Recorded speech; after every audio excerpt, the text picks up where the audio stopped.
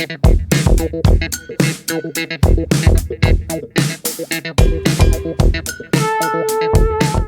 everyone.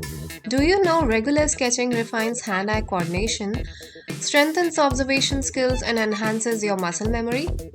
So, in today's class, we are going to learn about 6 sketching exercises that you can practice. So, for the first exercise, we are going to draw freehand circles. Using the pencil, draw circles like this.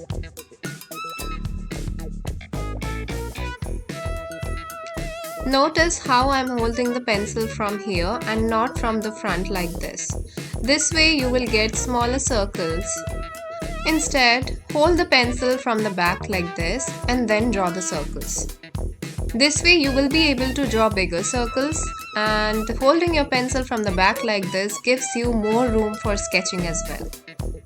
Fill the entire page by making these circles in different sizes.